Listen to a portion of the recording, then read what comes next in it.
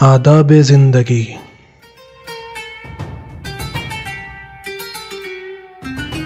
آداب خانداری، سفر کے احکام، لباس کے آداب اور بھی دیگر آداب جاننے کے لیے دیکھیے تہذیب الاسلام۔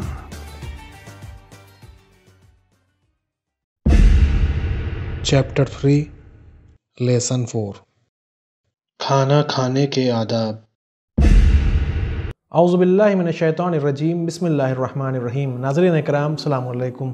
تہذیب الاسلام کے اس نئے ایپیسوڈ میں آپ سب کو پھر سے خوش آمدید کہتے ہیں۔ ابھی تک ہم نے کھانا کھانے کے آداب کو جانا، آج ہم نمک کی فضیلت کے بارے میں کچھ گفتگو کریں گے۔ حدیث موثق میں منقول ہے، حضرت رسول خدا صلی اللہ علیہ وآلہ وسلم نے حضرت علی علیہ السلام سے فرمایا، یا علی، کھانے سے پہلے نمک کھایا کرو، کہ جو شخص کھانے کے اول و آخر میں نمک کھا لے گا، خدا تعالیٰ اسے 70 قسم کی بلائیں دور کرے گا، جس میں ادنا جزام ہے۔ دوسری روایت میں وارد ہے کہ 72 قسم کی بلاؤں سے نجات ملے گی، جن میں دیوانگی، جزام اور برس بھی شامل ہے۔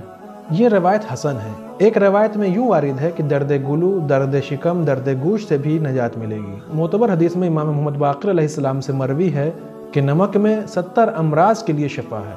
اگر لوگوں کو نمک کے کل فوائد معلوم ہو جائیں تو وہ سوائے نمک کے کسی اور چیز سے علاج ہی نہ کیا کریں۔ یہ بھی فرمایا کہ حق تعالیٰ نے حضرت موسیٰ علیہ السلام پر وحی بھیجی کہ تم اپنی قوم کو حکم دے دو کہ کھانے کے اول و آخر میں نمک کھا لیا کریں۔ اگر اس حکم کی تعمیل نہ ہوگی تو وہ بلا میں گرفتار ہو جائیں گے، اور اس وقت انہیں لازم ہوگا کہ وہ اپنے آپ کو ملامت کریں۔ دوسری روایت میں انہی حضرت سے منقول ہے کہ حضرت رسول خدا صلی اللہ علیہ وآلہ وسلم کو حالت نماز میں بچھو نے کاٹا۔ حضرت نے نالین مبارک اتار کر اسے مار ڈالا کہ تو نہ نیک کو چھوڑتا ہے اور نہ بد کو، دونوں کو یکساں آزار پہنچاتا ہے۔ پھر لسپا ہوا نمک طلب کیا اور جس جگہ بچھو نے کاٹا تھا اسے مل لیا۔ اس کے بعد ارشاد فرمایا کہ اگر لوگوں کو نمک کے فائدے معلوم ہو جائیں تو تریاق فاروقی وغیرہ کے محتاج نہ رہیں۔ ایک روایت میں وارد ہے کہ کھانے کی ابتدا میں سرکہ کھانا بہتر ہے، کیونکہ اس سے عقل تیز ہوتی ہے۔ دوسری روایت میں حضرت امام جعفر صادق علیہ السلام سے منقول ہے کہ ہم نمک سے ابتدا کرتے ہیں اور سرکے پر اختتام۔ ایک اور روایت میں انہی حضرت سے منقول ہے کہ جو شخص کھانے کے پہلے لقمے پر نمک چھڑک لیا کرے تو اسے مالداری حاصل ہوتی ہے۔ حضرت امام جعفر صادق علیہ السلام سے منقول ہے کہ سب ایک برتن میں ہاتھ دھو کہ تمہارے اخلاق نیک رہیں۔ انہی حضرت سے منقول ہے کہ کھانے سے پہلے ہاتھ دھونے میں پہلے صاحب خانہ ہاتھ دھوئے، تاکہ اوروں کے ہاتھ دھونے اور کھانا کھانے میں کوئی دقت نہ رہے۔ جب کھانے سے فارغ ہوں تو ابتدا اس شخص کی طرف سے کریں جو صاحب خانہ کے بائیں جانب بیٹھا ہو، اور خود صاحب خانہ سب سے آخر میں ہاتھ دھوئے، کیونکہ اس کے لیے بھرے ہاتھوں پر صبر کرنا اولیٰ ہے۔ حدیث حسن میں مظالم سے منقول ہے کہ میں نے حضرت امام موسیٰ کاظم علیہ السلام کو دیکھا کہ کھانے کے لیے جب ہاتھ دھوتے تو دستمال سے خشک نہ فرماتے تھے، ہاں کھانے کے بعد ہاتھ دھوتے تو خشک کر لیتے تھے۔ حدیث معتبر میں امام جعفر صادق علیہ السلام سے منقول ہے کہ جب کھانے سے پہلے ہاتھ دھویا کرو، رومال سے ہاتھ مت پوچھا کرو، کیونکہ جب تک ہاتھ میں تری رہتی ہے کھانے میں برکت رہتی ہے۔ یہ بھی فرمایا کھانے کے بعد ہاتھ دھو کر چہرے پر مل لینا چاہیے کہ اس سے چہرے کی چھائیاں دور ہو جاتی ہیں۔ مفضل بن عمرو سے منقول ہے کہ میں نے حضرت امام جعفر صادق علیہ السلام کی خدمت میں آنکھیں دکھنے کی شکایت کی۔ حضرت نے فرمایا جب کھانے کے بعد ہاتھ دھو چکو تو گیلے گیلے ہاتھ اپنے بھاؤں اور پپوٹوں پر پھیر لیا کرو اور 3 مرتبہ یہ پڑھا کرو، الحمدللہ المحسن المجمل المنعم المفضل۔ سب تعریف اس اللہ کے لیے جو نیکی کرنے والا، خوبصورت بنانے والا اور مفضل کو انعام دینے والا ہے۔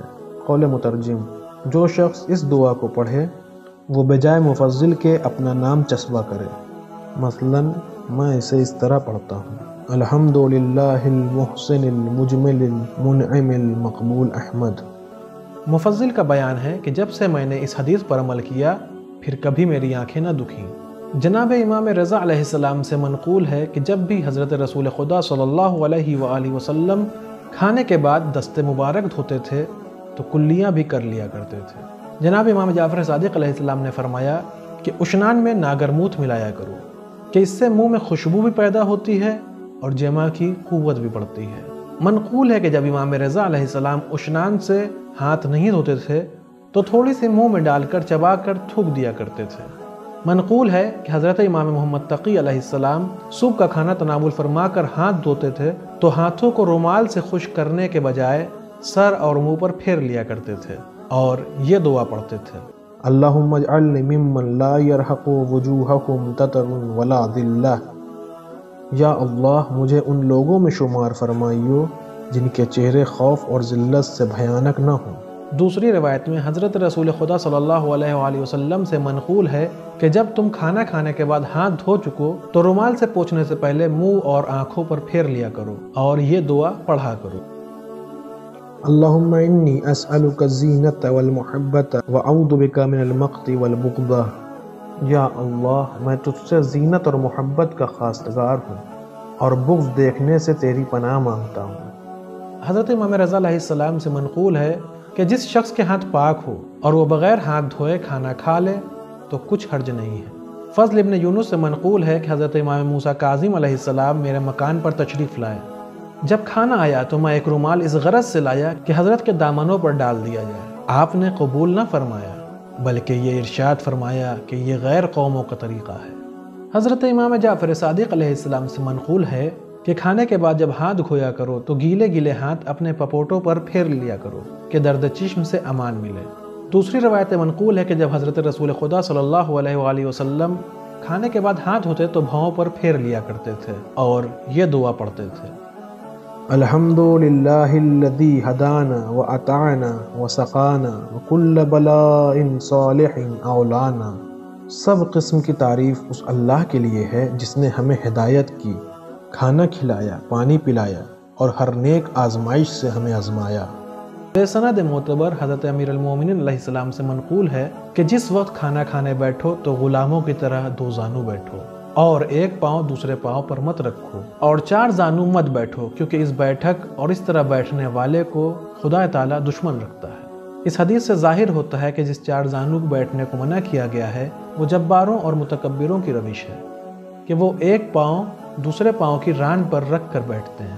حدیث میں منقول ہے کہ حضرت رسول خدا صلی اللہ علیہ وآلہ وسلم جب بھی کھانا کھانے بیٹھتے تھے تو اپنے ہی سامنے سے کھاتے تھے اور جس طرح تشہد میں بیٹھتے ہیں اسی طرح بیٹھتے تھے۔ داہنا زانو بائیں زانو پر ہوتا تھا اور داہنے پاؤں کی پشت بائیں پاؤں کی پیٹھ سے ملی ہوتی تھی اور ارشاد فرمایا کرتے تھے کہ میں بندہ ہوں، بندوں ہی کی طرح کھانا کھاتا ہوں اور بندوں ہی کی طرح بیٹھتا ہوں۔ حضرت صادق علیہ السلام سے منقول ہے کہ جس حال میں داہنا ہاتھ کام آتا ہو بائیں ہاتھ سے کھانا کھانا یا کسی چیز کا اٹھانا مکروہ ہے۔ حدیث معتبر میں امام جعفر صادق علیہ السلام سے منقول ہے کہ سوائے حالت اضطرار کے راستہ چلنے میں کوئی چیز مت کھاؤ۔ آج کے ایپیسوڈ میں بس اتنا ہی، انشاءاللہ اگلے ایپیسوڈ میں پھر ملاقات ہوگی، تب تک کے لیے شکریہ، خدا حافظ۔ سدرة المنتهى